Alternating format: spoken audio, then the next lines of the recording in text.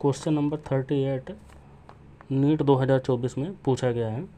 A horizontal force 10 newton is applied to a block A as shown in the figure. सबसे पहले हम क्या करते हैं, डायग्राम बनाते हैं। हमारे पास क्या है, 2 kg ब्लॉक है और इसी से अटैच क्या है, 5 kg 2 kg ब्लॉक है और इसी से अटैच 3 kg ब्लॉक्स है ना। ये ब्लॉक ए है और ये ब्लॉक बी है, ठीक। और कह रहे हैं कि मतलब हमने 10 न्यूटन फोर्स अप्लाई किया है ना।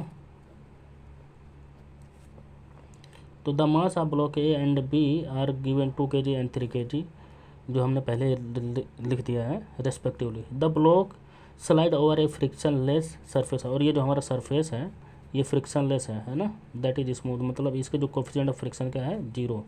The force exerted by the blocks A on the block B, तो ये ब्लॉक ए के द्वारा ब्लॉक बी पर कितना फोर्स लगेगा, तो उसको हम मान लेते हैं N1, ठीक। तो आपने पढ़ा होगा Newton's third law, every action there equal to opposite reaction. तो यदि हमारा ब्लॉक ए बी को N1 फोर्स से एग्जर्ट करता है तो सेम फोर्स से वो क्या करेगा, बी भी क्या करेगा, इसको अपोजिट डायरेक्शन में एग्जर्ट करेगा, है ना। Every action there equal to opposite reaction. तो सबसे पहले हम यहाँ पे क्या करेंगे, एक्सेलरेशन निकालेंगे होल बॉडीज़ का, that is force F is equal to M में फोर्स हमारे पास कितना 10 न्यूटन है और मास टोटल कितना 5, और एक्सेलरेशन है तो एक्सेलरेशन इज इक्वल टू हो जाएगा 2 मीटर पर सेकंड स्क्वायर, है ना।